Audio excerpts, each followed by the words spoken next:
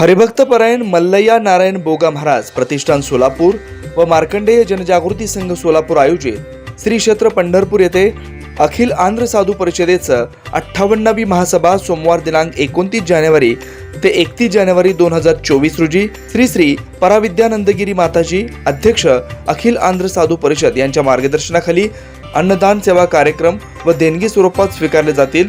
आपले विनीत श्री मार्कंडेय जनजागृती संघ संपर्क किशोर वेंकटगिरी 9552 2186 41। सोशल मीडियावर अनेक प्रकारचे व्हिडिओ व्हायरल होतात। अनेक विचित्र आश्चर्यचकित करणारे व्हिडिओ पाहिले असतील। अनेक वेळा माणसाचा छंद त्याच्यात जगण्याचं कारण बनतो तर कधी तोच त्याला संकटातून बाहेर काढतो। एका रुग्णाचा व्हायरल झालेला व्हिडिओ हेच सिद्ध करतोय।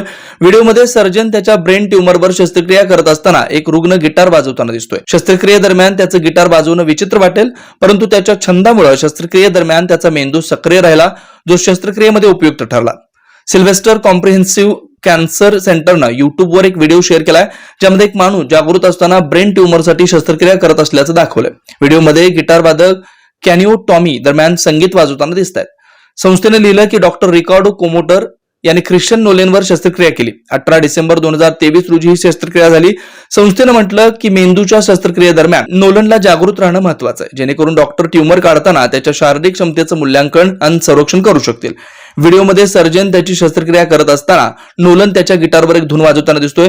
ख्रिश्चन नोलेन यांनी त्याच्या शस्त्रक्रियेबद्दल सांगितलं की हे अगदी या जगातून बाहेर पडल्यासारखं होतं। असं जागं होणं आणि तुमच्या मेंदूमध्ये सक्रियपणे काम करणारे लोक होते ही एक विलक्षण भावना आहे। हरिभक्तपरायण मल्लय्या नारायण बोगा महाराज प्रतिष्ठान सोलापूर व मार्कंडेय जनजागृती संघ सोलापूर आयोजित श्री क्षेत्र पंढरपूर येथे अखिल आंध्र साधू परिषदेचं 58वी महासभा सोमवार दिनांक 29 जानेवारी ते 31 जानेवारी 2024 रोजी श्री पराविद्यानंदगिरी माताजी अध्यक्ष अखिल आंध्र साधू परिषद यांच्या मार्गदर्शनाखाली दररोज पहाटे सुप्रभातम, सकाळी गीता पारायण, होम हवन, पूजा, भगवद्गीता पठण, हरिपाठ, चक्रभजन, सत्संग व महाप्रसाद होणार आहे। दिनांक 28 जानेवारी रोजी भव्य शोभायात्रेचं आयोजन आहे। या धार्मिक कार्यक्रमास सद्गुरू श्री गहिनीनाथ महाराज औसेकर सह अध्यक्ष श्री विठ्ठल रुक्मिणी मंदिर समिती पंढरपूर, सद्गुरू श्री ब्रह्मश्री शिवपुत्र महास्वामीजी, श्री बसवारूढ महास्वामीजी मठ ट्रस्ट सोलापूर यांची विशेष उपस्थिती लाभणार आहे। या धार्मिक कार्यक्रमास